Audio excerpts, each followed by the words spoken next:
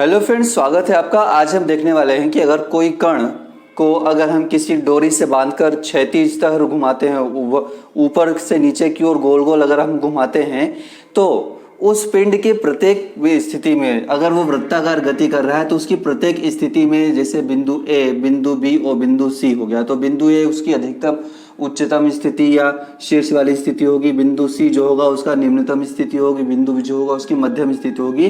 तो इन सभी बिंदुओं पर डोरी में जो परिणामी तनाव लग रहा होगा वो कितना होगा, परिणामी तनाव बल कितना होगा वो कितना होगा, और इन अलग अलग परिस्थितियों में जो कण होगा उसका वेग क्या होगा, इन सब के बारे में अध्ययन करेंगे, क्योंकि एक बहुत ही इंपॉर्टेंट टॉपिक है और फिजिक्स के अंदर वाइडली पूछा जाता है। तो आइए हम शुरू करते हैं।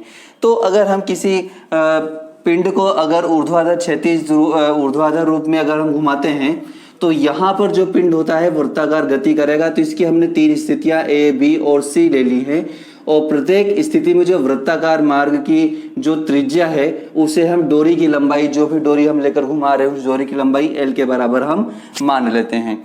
अब हमने कंडीशन ले ली कि कोई किसी बिंदु P पर जो कण स्थित होगा तो डोरी के अंदर तनाव बल जो होगा वो केंद्र की ओर O की ओर कार्यरत होगा, और बाहर की ओर जो बल होगा वो mg cos थीटा होगा। एक्चुअली होता यह है कि जो कण होगा उसका कुल बल नीचे की ओर mg कार्यरत हो रहा होगा, लेकिन इसके दो घटक होंगे, एक तो अनुदिश घटक जिसको हम mg cos थीटा से दर्शा रहे हैं, और दूसरा जो पिंड को उसकी साम्यावस्था में, मतलब यहाँ पे निम्नतम अवस्था में लाने का प्रयास कर रहा होगा, जिसके कारण पिंड वृत्ताकार गति कर रहा है, वो mg sin थीटा बल होगा। अब इसका जो केंद्र से इस समय कोण है वो हमने थीटा मान लिया। अब अगर हम देखें यहाँ पे तो शुरू करते हैं सबसे पहले कि अगर किसी भी बिंदु पर डोरी के अंदर तनाव कितना होगा ये अगर ज्ञात करना है तो हमको देखना होगा कि उस पर कुल कितना बल लग रहा है। तो एक तो इसके अंदर वृत्ताकार जब गति करता है कोई पिंड तो उस पर एक अभिकेंद्रीय बल लगता है, और दूसरा जो वस्तु का भार है उसके कारण लगने वाला जो बल होता है, वस्तु का भार जो होता है हमेशा बाहर की ओर होता है, तो एक उसके कारण जो mg cos थीटा बल होगा एक वो लग रहा होगा बाहर की ओर, और केंद्र की ओर जो लग रहा होगा बल वो क्या होगा, अभिकेंद्रीय बल होगा। तो यहाँ पे टोटल जो किसी भी बिंदु पर लगने वाला जो बल होगा वो होगा mv² plus mg cos theta होगा। जो कुल तनाव लग रहा होगा डोरी पर वो यही लग रहा होगा, जहां पे ये जो होता है ये अभिकेंद्रीय बल होता है, और ये पिंड के ये जो घटक के कारण जो लगने वाला जो कुल भार होता है वो यहाँ पे दर्शाया गया। तो कुल तनाव जो होगा, परिणामी तनाव डोरी के अंदर वो mv² plus mg cos theta होगा किसी भी बिंदु पर। अब यहाँ पे अगर तीन बिंदु ले ए, बी और सी, तो इस कंडीशन में जो बल होगा वो कितना होगा, क्योंकि वास्तविक जो कंडीशन है, जो साम्यावस्था होती है किसी भी कण की उसको लटकाने के बाद ही होती है, जो हमेशा नीचे की ओर होती है। तो इससे अगर अलग अलग कोण बनाकर पिंड गति कर रहा है तो प्रत्येक कोण पर क्या स्थिति बनेगी। तो यहाँ पे हम देखते हैं कि जो बिंदु ए है वहां पर कुल जो तनाव बल होगा वो TA होगा, तो वो mva² हो जाएगा। तो mv² माइनस, चूंकि बिंदु ए पर जो परिणामी से बनने वाला कोण है वो है 180 डिग्री का, 180 डिग्री का। तो अगर हम cos 180 का मान रखें तो cos theta equal to 180 degree अगर हम रखें तो यहाँ पे -1 आता है, तो यहाँ पे cos -1 की वैल्यू, cos थीटा की वैल्यू -1 हो जाएगी, तो ये बचेगा mv² माइनस mg। अब इस स्थिति में डोरी पर जो कुल तनाव होगा वो क्या होगा, शून्य होगा, क्योंकि हम जानते हैं जब पिंड को लटकाएंगे तो नीचे की ओर पिंड अधिकतम गति, नीचे की ओर पिंड रहेगा तो उस समय डोरी का तनाव क्या होगा, अधिकतम होगा। लेकिन जब पिंड ऊपर की ओर आएगा तो वो नीचे की ओर क्या करेगा, अपने बल को दर्शाएगा। तो यहाँ पे डोरी के अंदर यहाँ पे बल जो लग रहा है परिणामी नीचे की ओर लग रहा है, तो डोरी के अंदर कुछ तनाव नहीं रह जाएगा। तो डोरी के अंदर जो कुल तनाव होगा TA बराबर वो क्या होगा, 0 होगा। लेकिन कुल तनाव बल जो डोरी के अंदर उपस्थित होगा या कण पर जो लग रहा होगा वो mva² माइनस mg होगा। अब इस स्थिति में जो कण का वेग होता है वो √GL होता है। ये चीज यहाँ पे देख लीजिए, क्रांतिक वेग मतलब वो न्यूनतम वेग जो यहाँ पर पिंड को वृत्तीय गति करने के लिए आवश्यक होगा वो क्या होगा, va = √GL होगा। तो पिंड ए जो पिंड है उसकी ए स्थिति में क्या उसका कुल तनाव बल होगा, डोरी में कितना तनाव होगा, उसका क्या वेग होगा, वो हमने यहाँ पे देख लिया। अब अगर पिंड यहाँ पर इस कंडीशन में होता है, चाहे यहाँ पर हो चाहे यहाँ पर हो, ये दोनों एक ही कंडीशन होती है, तो अगर बिंदु P पर अगर कण स्थित होगा तो वहां पर बिंदु B पर जो कुल तनाव बल होगा वो कितना होगा। तो हम जानते हैं बिंदु B जो है वो ये जो साम्यावस्था है इससे 90 डिग्री का कोण बना रही है। अब 90 डिग्री का कोण बना रही है तो यहाँ पे cos 90 की वैल्यू क्या हो जाएगी, 0 हो जाएगी। तो परिणामी जो तनाव बल थीटा इक्वल टू 90 डिग्री, तो बिंदु B पर जो परिणामी तनाव बल होगा TB इक्वल टू वो mvb square upon L plus mg cos 90 हो जाएगा, और cos 90 की वैल्यू जो होती है वो होती है 0। तो यहाँ पे mvb स्क्वायर अपॉन L बचेगा। लेकिन इस समय जो डोरी के अंदर जो कुल तनाव होगा वो 3 mg होगा, मतलब साम्यावस्था में अगर कण का भार mg है तो उस पर अगर सामान्यतः किसी कण का भार अगर mg होता है तो इस स्थिति में 3 mg वहां पर कुल भार उसका हो जाएगा। तो TB इक्वल टू 3 mg होगा, और इस स्थिति में जो कण का क्रांतिक वेग होगा वो होगा जो यहाँ पर वृत्ति गति करने के लिए, नीचे आने के लिए या फिर ऊपर जाने के लिए जो अधिकतम गति चाहिए रहेगी, यहाँ से ऊपर जाने के लिए जो अधिकतम गति चाहिए रहेगी वो वेग जो होगा वो √3gl होगा। तो याद रखना यहाँ पे gl है, यहाँ पर आपका gl है, यहाँ 3gl है, और यहाँ पे क्या हो जाएगा आपका 6gl।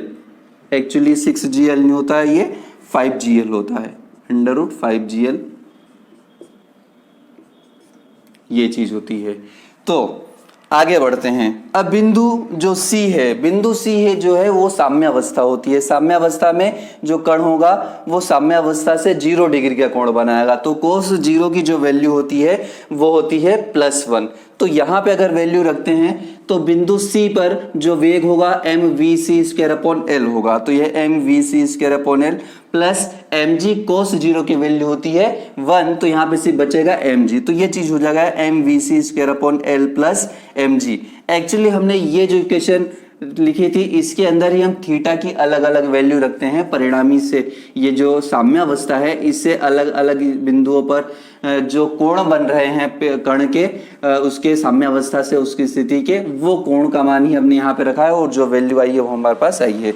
तो बिंदु C पर जो कुल तनाव बल TC होगा वो अभिकेंद्री बल उस स्थिति में प्लस उस पर लगने वाला जो भार बल होगा उसके बराबर होगा। तो mvc square upon L plus mg होगा। इस स्थिति में जो कण पर या डोरी पर जो कुल तनाव होगा वो 6 mg होगा, मतलब कण के भार का 6 गुना होगा वहां पे। और इसके बाद जो इस स्थिति में यहाँ पर जो वेग चाहिए रहेगा, क्योंकि यहाँ पर वेग ज्यादा चाहिए रहेगा ऊपर जाने के लिए, वृत्ति गति कराने के लिए यहाँ पर अधिकतम वेग की जरूरत होगी। जैसे यहाँ पर वेग की जरूरत सिर्फ gl थी, तो यहाँ पे अधिकतम वेग जो होगा वो √5gl चाहिए होगा, जिससे कण वृत्ताकार गति करता रहे। और इस स्थिति में जो डोरी में तनाव होगा TC वो 6 mg होगा। अब इसकी कुछ कंडीशंस होती हैं, कुछ स्थितियां होती है, उनके बारे में हम देखते हैं। अब आइए शुरू करते हैं पहली स्थिति। पहली स्थिति यह है कि यदि कण का प्रारंभिक वेग जो है वो √5gl से ज्यादा हो। अगर √5gl, चूंकि हमें निम्नतम बिंदु पर √5gl वेग चाहिए, क्रांतिक वेग चाहिए, कम से कम वृत्ति गति कराने के लिए जो वेग चाहिए वो √5gl है, और कण का वेग अगर √5gl से ज्यादा है तो सीधी सी बात है डोरी के अंदर तनाव नहीं होगा और कण वृत्ति गति करता रहेगा। अब इस स्थिति में ये चीज है कि कण वृत्ति गति करता रहेगा। इसके बाद यदि स्थिति u बराबर 5gl हो जाती है, मतलब कण का जो प्रारंभिक वेग वह 5gl के बराबर हो, √5gl के बराबर हो, तो बिंदु A पर जो होगा वहां पर क्या होगा, तनाव शून्य हो जाएगा। मतलब कण का वेग अगर √5gl है तो ये वृत्ति गति करेगा, लेकिन जब कण बिंदु A पर पहुंचेगा तो कण की जो डोरी होगा, डोरी के अंदर जो तनाव होगा वो शून्य हो जाएगा, और डोरी के अंदर तनाव शून्य हो जाएगा तो वो वापस एक चक्कर लगा के वापस नीचे गिर जाएगी, और इतना वेग नहीं रहेगा कि वापस वो चक्कर लगा पाए। मतलब जो कण होगा वो सिर्फ एक बार ही वृत्ति गति कर पाएगा।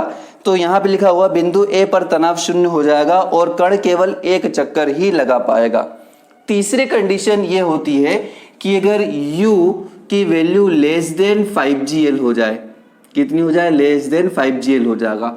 अगर यहाँ पर हमें न्यूनतम वेग √5gl चाह रही है गति करने के लिए कितना होना चाहिए, और कण का वेग u <5gl है, मतलब √5gl से भी कम है, तो कण सीधी सी बात है वृत्तीय गति कर नहीं पाएगा, क्योंकि न्यूनतम जो बल चाहिए, वेग जो चाहिए गति करने के लिए वो √5gl चाहिए। √5gl से भी कम अगर प्रारंभिक वेग होगा तो सीधी सी बात है कण को उतना ही वेग नहीं मिल पा रहा जितना उसे कम से कम चाहिए क्रांतिक वेग, तो कण आगे गति क्या करेगा।